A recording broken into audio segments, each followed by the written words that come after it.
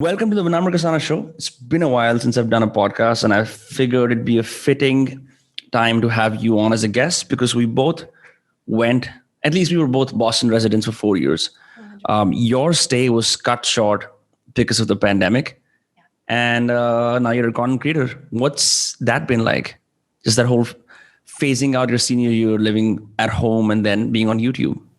It's been really interesting actually because I had less than 24 hours to process everything because first, I went to Harvard and they kicked us out. They gave us 5 days notice saying off campus. I was on a bus to New York and then I saw the circular that said India is shutting its borders to all non-Indians, including OCIs. And I was born in the US, born in Boston actually. So Interesting. coming back. What part of Boston were you born in? So I lived in a town called Shrewsbury. It's in Western Massachusetts. And I lived there till I was 9. But even when I lived in Bombay, I'd visit every summer. So very connected to the state of Massachusetts. So anyway, I was on a bus to New York, found the circular. My brother also is a Harvard student. He was in his first year. So he called me and he's like, yo, Didi, what do we do? So we were like, okay, we got to figure this out and get on a plane tomorrow.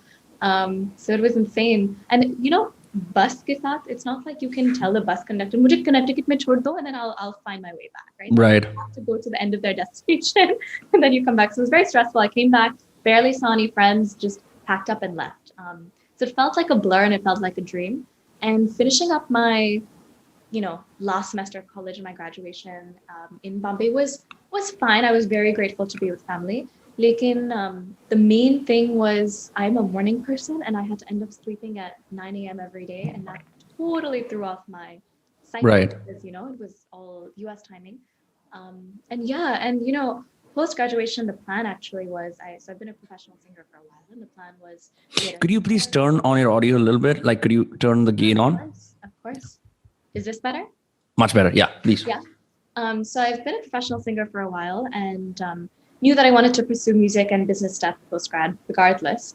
So we had a tour planned out in the US, parts of the UK, parts of India, and of course, everything went kaput, So when I came back to Bombay, I think for me, I was really, really, really missing being on stage and interacting with people, whether that was in a performance capacity. I do a lot of public speaking as well. So, logo ki yaad aa rahi thi, and because of that, I think that's what drew me to content creation. I'd always done music stuff, right? So I had a few music videos out and I had 1 or 2 performances, but YouTube for me prior to the pandemic was a portfolio dump. It's like, here, look, I performed here. Here's a small clip. Or, hey, I have a new song out. Here's a video. But I started doing other kinds of content, in the kind of education space, in the life space, if you will. I don't know if I should call it lifestyle because it is all of that in one. But the way I phrase it is it's all a combination of songs, stories, and conversations.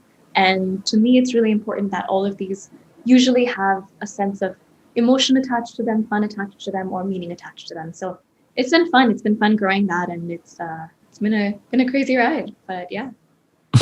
What's it been like switching from being a college student to now a full-time content creator? Do you consciously study formats to try to adjust, rather align yourself to the whims of the Indian market, Indian audiences? And I mean, I know because I was corresponding with your team, how much of, for the lack of a better word, PR work goes into understanding and curating this image of who you are. And I only say that because I've had friends from Berklee College of Music for a while. I've had friends who are actors who studied at Boston University's College of Fine Arts. And I saw that even if they were at a very amateur level, they were still working with agents to make sure that they came across, their artistic persona was intact, for the lack of a better word again. No, that's a great question. And thanks for alluding to Berklee as well. For those of you who don't know, I was doing a dual degree at Harvard and Berklee. So both of those experiences were there. And it's been interesting. So I started off my professional artistic career, if you will, in theater, actually. And I did theater when I was in high school. And then I took a year off. I took a gap year between my high school and college. I'd gotten into college and I asked them to defer because I had the opportunity to play a lead role in this production called Agnes of God. And I loved it. I think for me, uske pehle, music had always been a passion and something I love to do, but I never considered it a profession. And that year gave me the time to really find my voice and experiment with that. Right. And so I started working. That's the first time, in addition to doing the theater stuff, in addition to doing, I was doing this global health fellowship because I was always interested in that. And we can talk about that as well. I started writing and I started performing. And this was 5 years ago. And at that time, India's independent music scene wasn't as poppin' as it is right now. So it actually, in certain parts, was not considered as cool to perform in a restaurant or a bar, or even some clubs. So I actually got a lot of experience performing at charity fundraisers because I did a lot of work in the global health space. So I was like, hey, y'all have fundraisers. Can I perform at them? And so I got that stage experience through theater, through multiple things. And I fell in love with being an artist and trying to create, right? And so I was very clear going into college that is something that I wanted to pursue. So it's not like my college experience to content creation was just, I'm a student and I am a creator and two different worlds. It felt like I was somebody who was trying to be an artist who also went to college, right? Because even when I was in college, I performed. So I was in New York so often performing there. I'd come back to India 3 or 4 times a year to perform. Like I came back for NH7 last year. The year before I came back to perform at the 26/11 terror attack memorial. And, when I'd be here for different parts and, it was a very conscious decision because I was very clear that after graduating, no matter what I did, even if the artistic journey didn't work out, I wanted to be self-employed and kind of run my own show. So the way I saw that manifesting was, trying out the artistic space and hopefully that growing and or getting into the business realms. And so, yes, it's been really interesting. When, coming back to your question about PR and the team and everything, I've worked with so many different agencies and teams. I've worked with a bunch of people in the US, including literally student from Harvard, student from Berkeley, student from Northeastern. And I would say, hey, you want experience in this space? Why don't you work with me? And we created that. I worked with agencies in India as well, if a couple, and I've had great experiences with all of them. But today, the way my team is, it's a small team. It's about 4 or 5 people, but the main 2 folks who you probably were chatting with, both are women. One is based in New York, one is based in Bombay, and worked really hard to curate that team. Because for me, it was really important that anybody I work with, I want them to be a business partner and for this to be a growth opportunity for them throughout, right? Because I have visions that go beyond just Agle hafte, we have to put this video out, right? Right. It's all of these things. How do we build platforms? How do we build visions? And there's a lot of interesting stuff in the works. So yeah, sorry, that was a very long answer to No, I love that. As much tangents as possible often make for a great answer. Berkeley College of Music, huh? I had a underground music venue that I ran with a friend for a while. We used to stay in Alston, which was called, Alston Rock City, Alston Rat City, depending on which circles you hung out in. And there was an opportunity. I was in a fraternity that I founded, and I remember opening this music venue up, and the first bands that sort of came through were primarily kids from Berkeley College of Music who were looking for an alternative way, an alternative venue rather, to perform in and have fun and drink and, just chill out.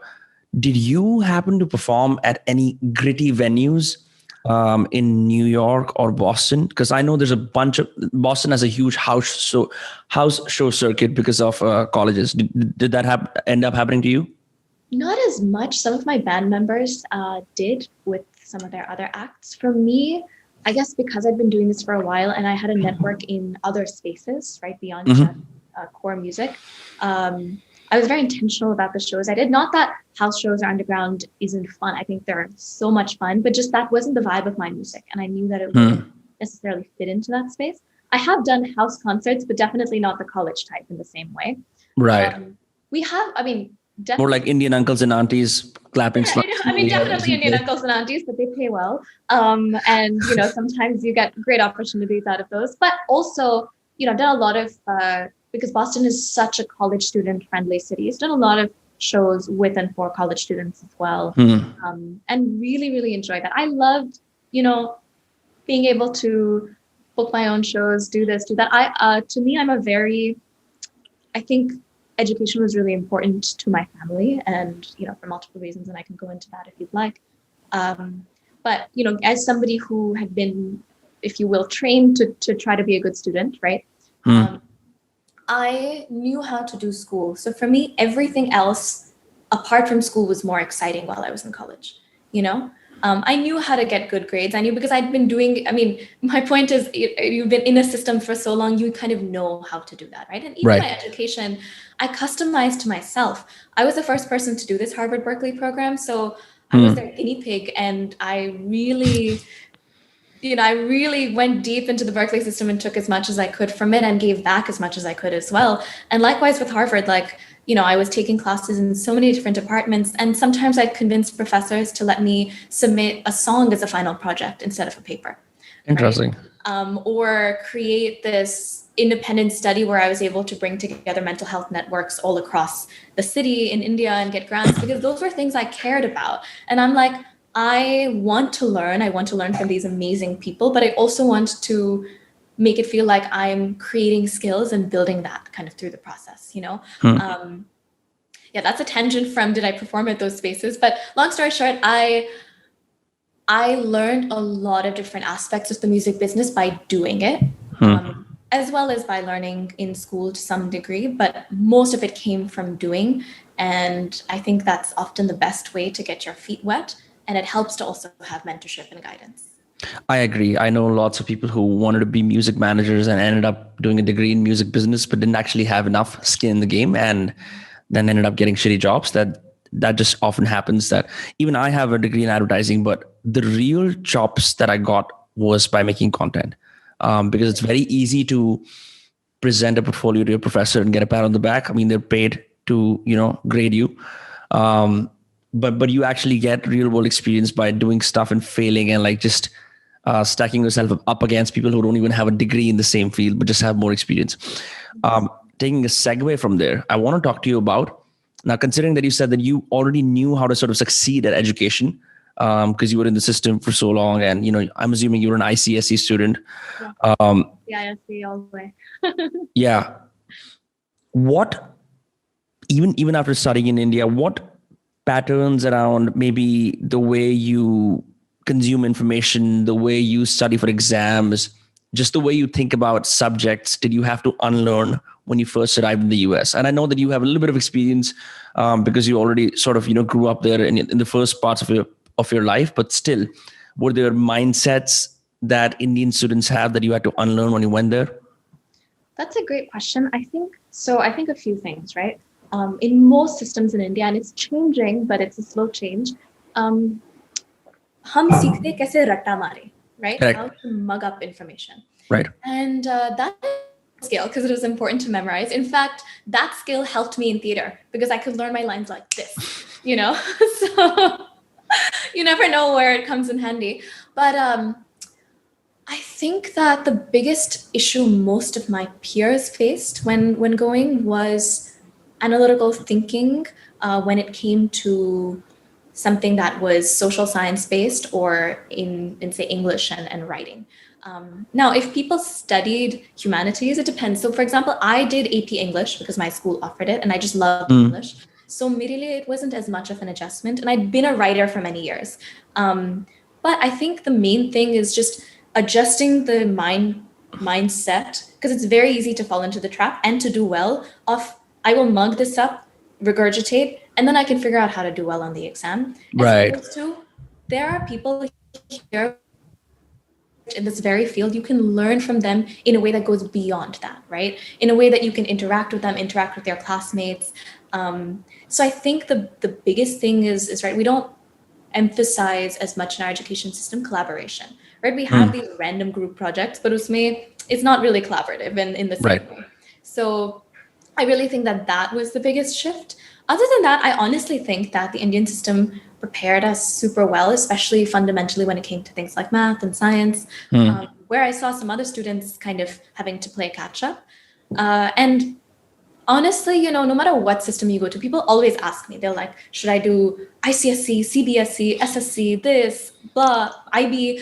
And I always say, do what you think you will do best in, and that suits you. Because at the end of the day, when you reach college, it doesn't matter.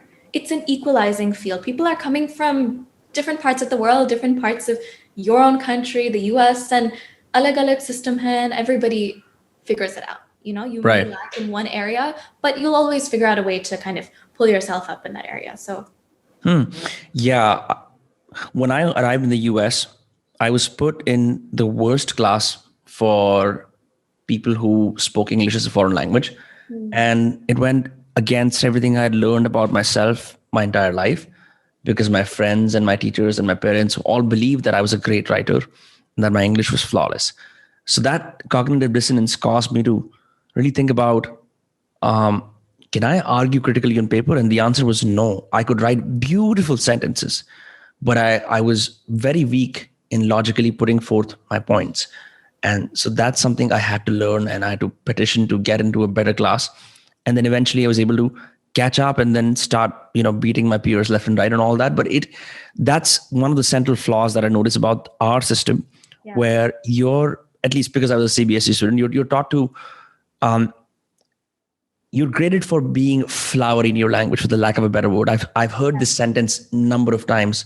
Kuch flowery sa likh do language mein badhiya sa, right? Like just paint, just glaze over something, just band-aid this, right? Sorry, what did you say? Beautiful picture with your words, Exactly. Sound fancy. Yeah, and logical argument is probably the biggest thing I took away from the college system when I was at BU, and that still remains with me till this day. And I'm surprised by how valuable it is, because even when I see Indian writers who write listicles, I see them going off in different tangents, and I could just hope to tell them, if you take a bunch of college writing classes, you'd be pretty much set for any kind of field that involves communication, because those classes really set you. Like, the one thing the Americans have gotten right is the essays. And there's a lot of questions I get a lot, because I also do writing content on my other channel. I get a lot of questions around how to write a college essay and all that jazz. And I'm sure you must get even more, because you went to Harvard, the whole prestige attached with that alone. Did you shit gold on your essay to get there? All of that. What did you write in your essay? And did it really matter in the end? Because I know I wrote a bunch of stupid shit in the essay, but it was honest about me discovering my love for the Eagles, which is a rock band from the 70s, and just that propelling a bunch of curiosities I never knew I had around philosophy, psychedelics, all that jazz. It's just like I just blurted it all out on paper, and that ended up with me going to BU. What was your essay story like? I think that sounds fascinating, and you actually hit the nail on the head. So my essay story is actually out there if anybody wants to check it out. I shared it in a video on my YouTube channel, and I also read it out in ASMR, so it has that extra quality to it. But it really also is a personal story, right? And to me, it's titled "Lost My Sight, Found My Voice," and it was talking about why I cared about these two primary passions, one being health and the other being music and the arts. And just super quick backstory. All my grandparents were doctors. My aunt and uncle are doctors, so grew up around that. But I've also personally had a lot of health issues through my life. I was born with my heart. When I was 15, I lost my sight, my left eye, because of a brain virus. Luckily, it meant that it was reversible, but recovery was hard. All of that. You hear about it all in the essay. But it wasn't meant to be a sob story, right? So I'm like, this all happened to me, and now I'm a changed human. It was just this situation. What did it teach me, right? And in losing that, what did I find? I felt like I found my voice. Right. And the reason for that was it was hard. This was right before my prelims, in my board exam year. And I felt like I didn't remember anything. And as somebody who, my identity had been based very much on being one of the top students and blah, blah, blah. It was hard. And the thing that got me through it was music, right? And the thing that got me through it was that as a healing thing for me. But I realized music's healing power, if it could have that profound effect on me, what could it do for other people? And how could I be a part of that, right? And so I think at that age is kind of when I started to shift my mindset from music being just this side thing to how can I use music as this vehicle to kind of drive forward change for me personally, but also in society, right? And so I'm super happy that I got that opportunity during my gap year to actually experiment with it and realize that instead of what I had initially envisioned doing something in, say, the global health space or the social impact space and combining that with the arts, how could I be an artist and hopefully, build a platform that speaks to people's, not just their minds, but also their hearts and their soul. And then Right. as a result, having conversation and having discourse. And what's been interesting, because you asked about content, I always thought that I had to establish myself more strongly as a musician first, right? People should love my music or should know my music or, before I started sharing aspects of my personality. But during lockdown, when I started doing all this other kinds of content and even bringing, people like my grandmother on my channel and talking about a bunch of different things, Right. I found that there were people who, especially today's generation, right, Gen Z today, they don't care just about the one thing that you do. They care about you as a holistic person, as a holistic human, and so many other aspects to that. So it was cool to me to see that people who might have come for something else were also staying for the music.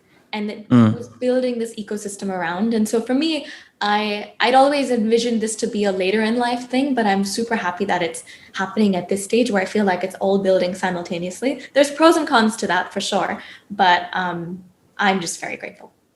Yeah, it's a strange notion to get immediate feedback on the stuff that you put out, because typically what happens is if you're a film director or even a musician, you make something, you have a time period where you let it simmer and you fine tune it and finally you put it out and you don't know if it's gonna work or not.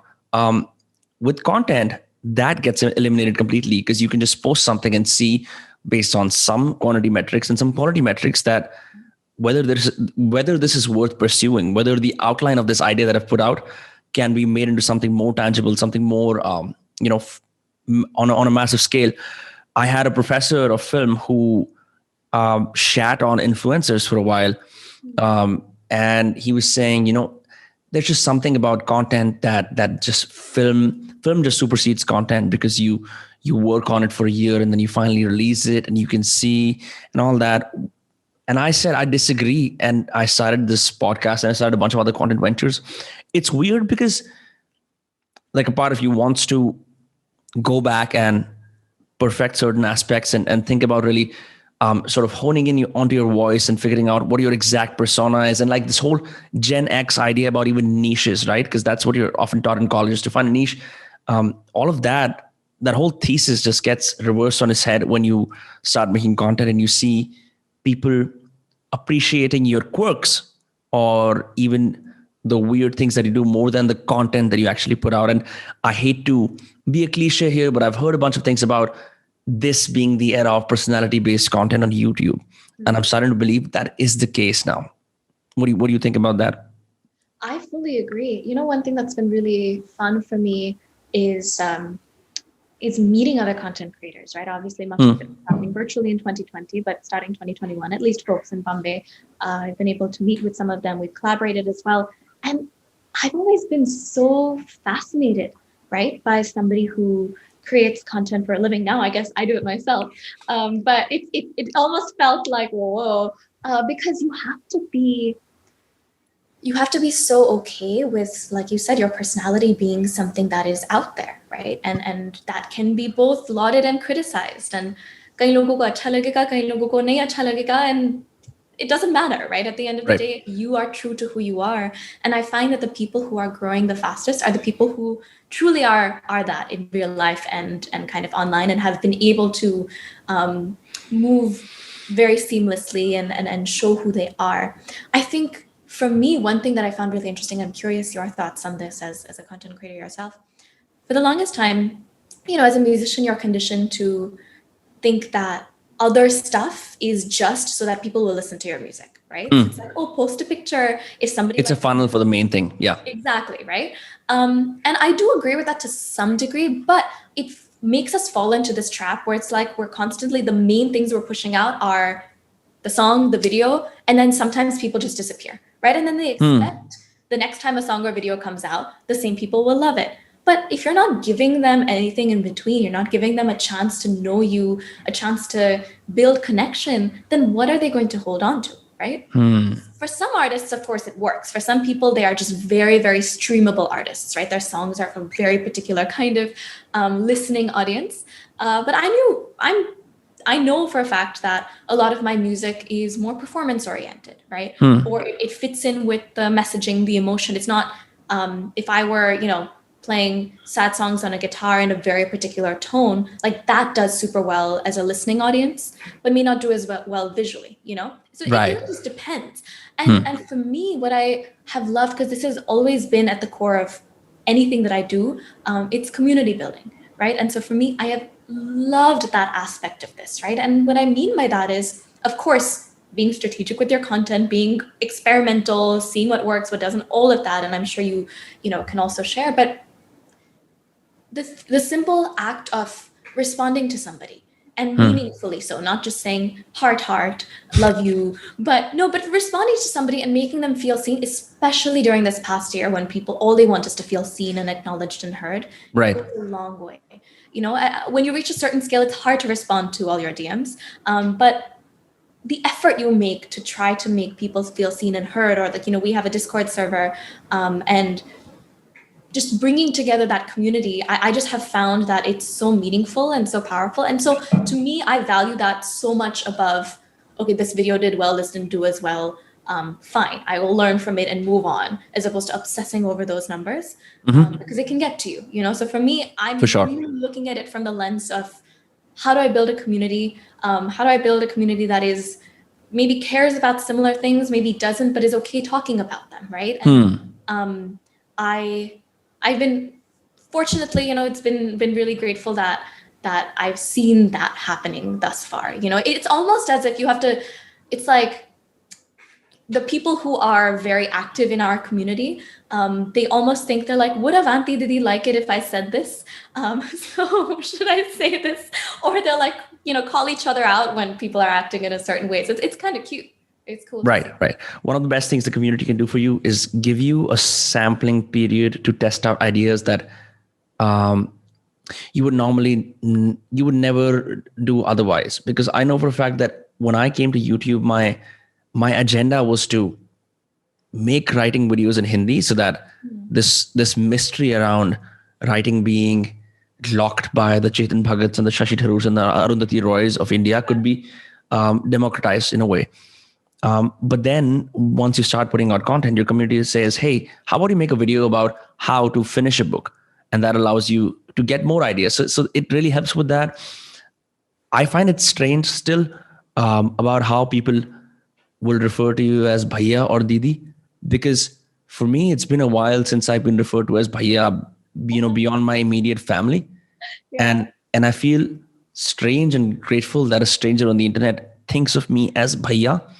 And then I think about all of these voids in the content creation space and how just the terms of endearment that Indians have, even the younger ones. I mean, despite the fact that they use Discord, there's still something about projecting, a kind of a brotherly, sisterly presence onto your favorite content creator that just adds a level of responsibility on your own part to sort of fulfill that role, even if you are kind of skeptical about it, like, the fuck, why am I your bhaiya, right? You kind of want to do your own thing, but it just, for me, it's one of the things that allows me to wake up in the morning and realize I still have all of these people who are looking.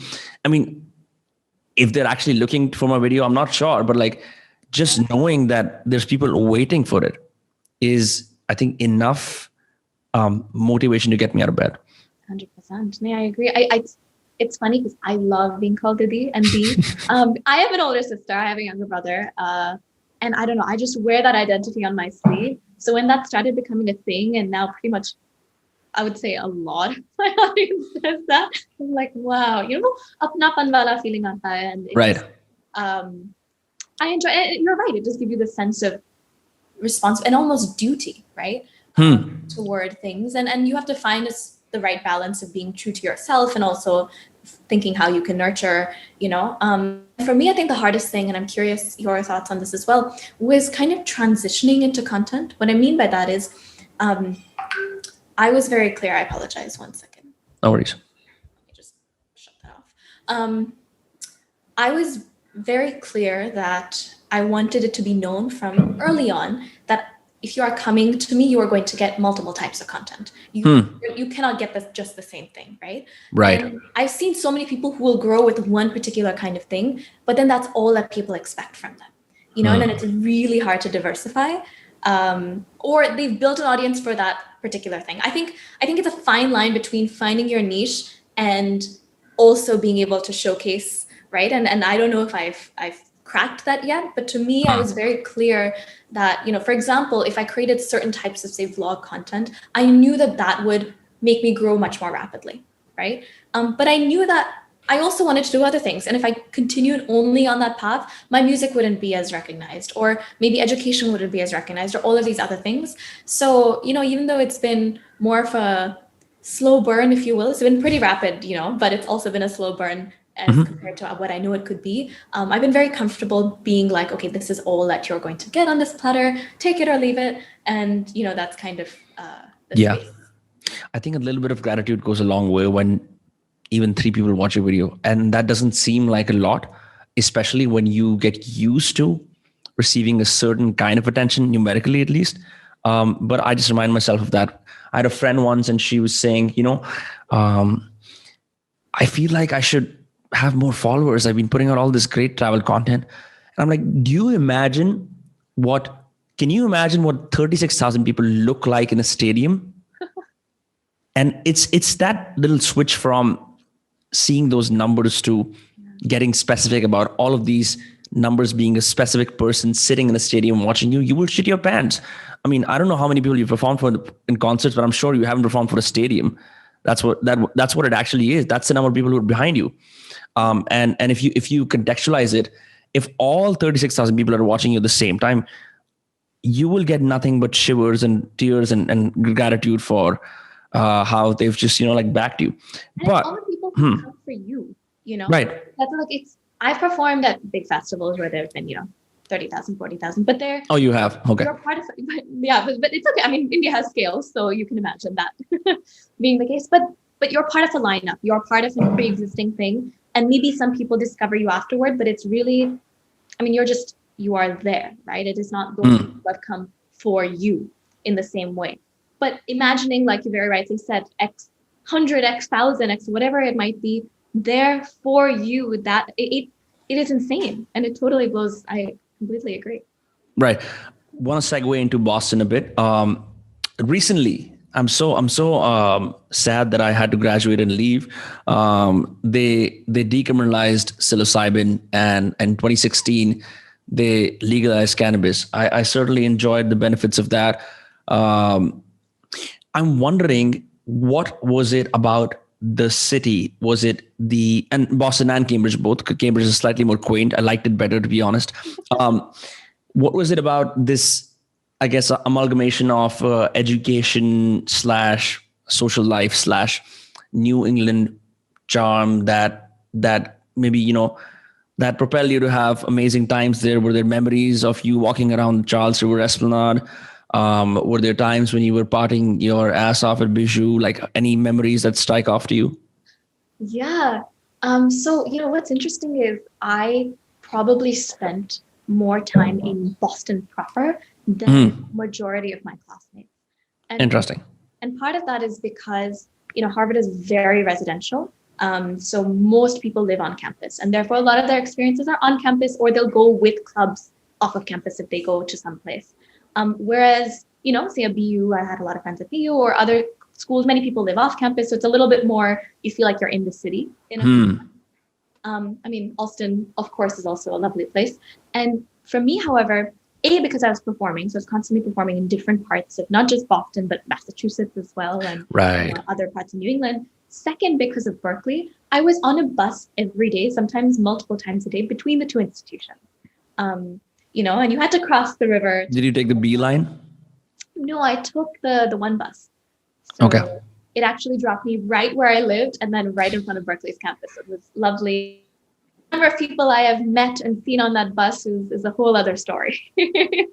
But I would spend a lot of time, and then also your social life does play a role. So I started dating somebody when I was in my freshman year, and he was a senior. We're still dating. I mean, it's been 4.5 years at this point.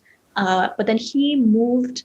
He lived in Boston the first year after graduating, but he lived kind of, I would say, in between. He lived in Cambridge, so in between Cambridge and Boston. And then he moved to Asia, and he was kind of working in Asia for a couple of years. So we were long distance as well. And I think having that experience of somebody who you're very closely connected with, who is in the working world, also allowed me to see it as not just a student, but in so many other ways. Right. So for me, Boston, I mean, or I had to figure out when we were going on dates and things, one is student budget, but also what can you do when you're under 21? Right. I don't drink or do anything, mostly because of my voice. So it wasn't a want to go to a bar, but it was mostly like, I want to get into this place so I can, hang out with somebody. Like we were thrown out of a wedding engagement of a friend of ours because I was under 21, and it was a restaurant, but they just happened to serve alcohol, and they're like, sorry, you're not of age. Wow.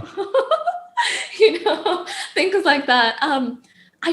I love Boston. And if anybody's ever curious, I thought of making this, but I can literally make a list of 100 dates that are on a low budget or free. And when I say dates, I mean, I would take friends on dates too, right? Like, meaning just this idea that you do an experience together. I would love it. And just there's so much to do if you are willing to look for it and not just be in one space, right? And I think when you go to college, and hopefully when people can go to college in a way that's physical and not online, part of the experience is really the friends you make, the network you build and all of that as well. But truly it's all of that, right? And so finding experiences and creating memories in ways that are not just confined to the one thing that you're used to doing, I think is really cool. And I really enjoyed that. One of my favorite places, and I don't know if you went or if it was around, but did you ever go to Pavement Coffee? Of course. Okay. Multiple times. Was my home. I went to every single pavement in Boston. I kid you not. I would have all my meetings there, and I would be very obnoxious and order this. I would order a turmeric ginger tea as a London fog with almond milk, no sugar. That was basically haldi doodh, Bria. Basically haldi doodh, but with not doodh, right? Right.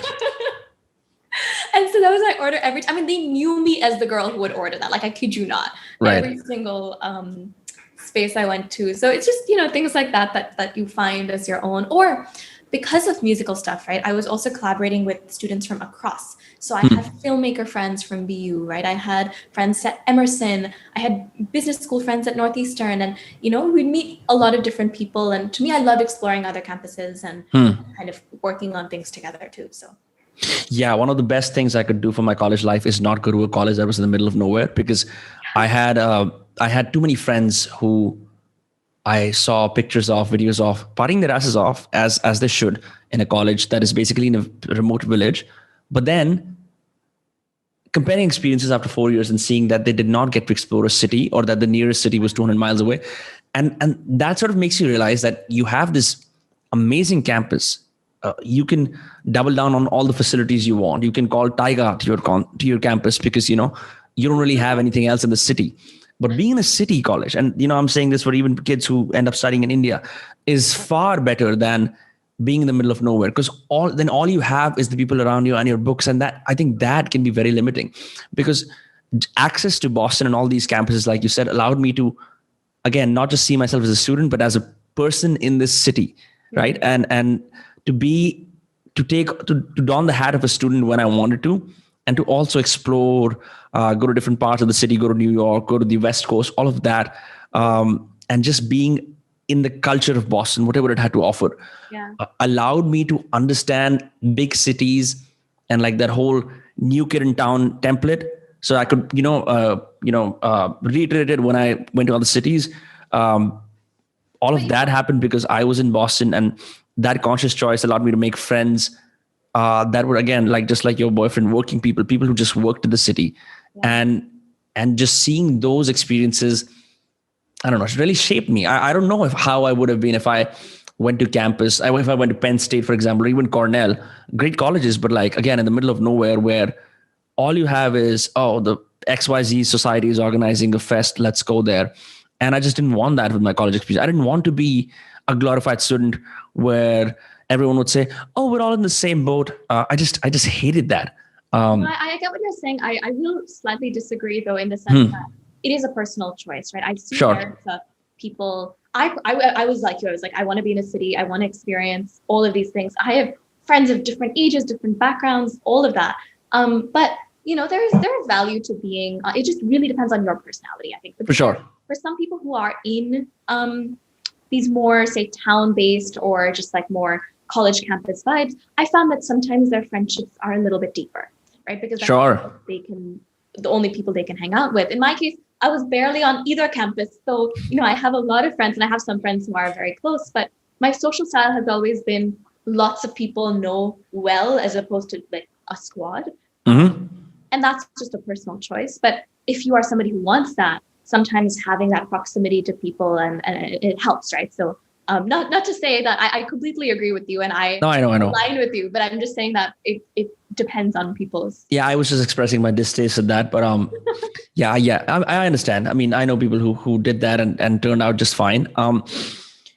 What's interesting about having friends across the globe now is when you talk to them, you understand there are parts of you that you consciously or unconsciously leave behind in that country, and when you talk to them, those get brought up on the surface again. Now you have friends in Mumbai and in parts of India, but you also have friends in the US. Um, are there things that you're reminded of when you talk to them that your Indian self does not know about at all? My Indian self, could you elaborate? Yeah. So what I mean by that is, I have had this for a while, where when I first started to think in English, because that is something that was not conscious, I had to learn that. Um, Parts of my personality changed. English became this language where I could um, speak for long hours at a time and chase my whims. Yeah. Whereas Hindi, rather the colloquial style of Hindi that I speak in, was basically a way in which I emoted and communicated, but didn't have much bandwidth for long form communication. So I used to think that my English self is, for the lack of a better word, more intellectual, prone to going on long rants and being amazed at just how greatly I'm speaking. But my Hindi self was different. Did you have that split in your psyche with your English and your Hindi self? That's so interesting when it comes to language. So immediately I grew up, even when I was in the US, my mom's Punjabi, my dad's Maharashtrian, and so Right. their language is Hindi. So they grew up speaking Hindi to us. I grew up bilingual. However, it would be 80% English, 20% Hindi. And when I moved to India, I said, Mira, Nam, Avanti, like that's what I sounded like, right? So it was a big transition. And the thing is, I went to an international school briefly for a couple of years, and then I went to a Christian school. I went to the school called Cathedral in Mumbai. And the school I went to was in South Bombay. Nobody spoke Hindi with each other, right? It was a class you did. But beyond that, it wasn't a conversational language. And so for me, Right. Hindi was never this thing that I accessed. It was either something in a book. And because I didn't know Hindi, I had actually been allowed to do French until the 8th standard, but then they forgot to submit my papers. So 9th grade onwards, they're like, actually, you have to do Hindi. I was like, but I don't even know ka, ka, ka. So I Wow. had to take like tuitions 5 times a week and really get myself, up there. Wait, so you learned the Devanagari script in 9th grade? Yeah. That's crazy. Right? Wow. So for me, I was like, whoa. But it helped me a lot. One, because I spent a lot of time learning Hindustani classical music. And so immediately, Ucharan was really, really important, right? Pronunciation, right? Exactly, pronunciation.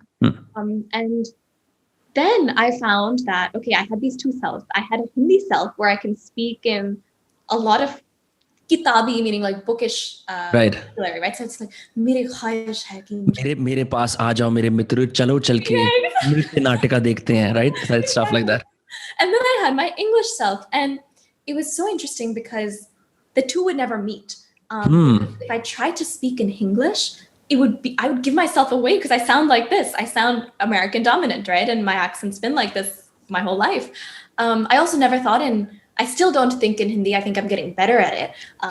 But, for me, I've always thought in English. So for me, the translation is always happening in my mind, whether it's Hindi or now I can understand Marathi. I'm trying to speak it a little bit better. But for me, actually, when I went to college, and I would keep coming back to India, right? And at that point, I'd started, because of my gap year and because I was clear, I'd started doing a lot of more work in the entertainment industries and things of that nature. And just realizing that most people I'm interfacing with are more themselves when they're speaking in Hindi. They feel more formal when they're speaking in English. And so I will always come across as not apna if I don't learn how to bridge that gap. Right. Right? So for me, learning English felt like learning a new language. And what I mean by that is, I've had to learn how to say certain English words in almost a Hindi accent when I'm trying to be seamless in the flow. And it sounds bizarre to someone who's No, it's not. It's not. Yeah. But it was very interesting. And then for me, it was actually a conscious choice when I started doing some other some of my content that I wanted to try to be bilingual. It's still English dominant, but I do speak a lot of Hindi in some of my content as well. And for part of it was just I wanted practice, and I'm like, hey, I'm decently comfortable in front of a camera. Let me just practice that. Let me do that. And content creators I'm meeting, some are more comfortable in this, some are not. Some are like very Marathi. To me, I'm loving it. I'm loving that space. And I think, of course, there are cultural references and nuances that your friends may get in some parts of the world and they won't in other parts. Right. But I feel really grateful that a lot of my friends are very open to understanding things, right? And I'm very open to understanding things on their end. So I've definitely been made fun of for, when I was in high school in India, I would say things somewhat American in American diction wise. So I'd say, oh, we have a scheduled test. And they'd be like, it's scheduled. Or like my first English paper, it came back with so many red marks, and I'm like, what the heck? It's because I'd spelled color COLOR. Right. And, I still make that mistake. Yeah. Right. And so I'm like, oh my God, I don't even know how to spell half these words now because I don't know which side of mine to use.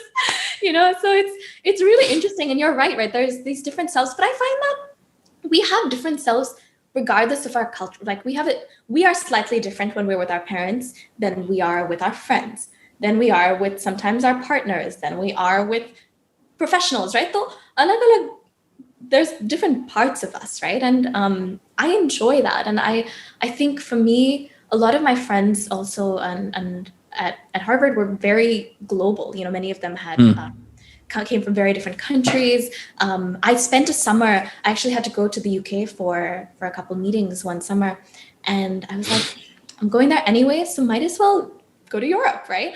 Right. And it was great because I was able to plan it out because I had so many friends doing internships in Europe or who are from Europe or parts that I stayed with a different person every city I went to.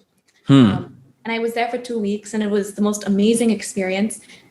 And to me, I'm like, that's the beauty, right? That's the beauty of going to a place and being able to make friends with people from different backgrounds, right? And it doesn't mean that, you have to have friends who are in different countries. Like, that's cool. That's an addition. But just people who have different mindsets, thoughts, come from different socioeconomic backgrounds than you, come from different family backgrounds than you. So you open up your mind to not just your bubble and your bubble, meaning your own self, but you're also your culture, because culture is such a built thing, right? So yeah, I've said this more than once on this podcast and my Hindi channel as well. One of the biggest mistakes, without judging them, I saw my peers who are from India make is almost like painfully forcing themselves to only be with other Indians. Yeah. And if you take that forward, it can become a very navel-gazy sort of contest, and you can see how some of them get sad. And I had a couple of people come up to me and say, you have all these American friends, can you teach me how? And for me, that meant one of two things. One, that the idea of being subjugated or being afraid to speak to other races was very prominent in some of my peers' heads.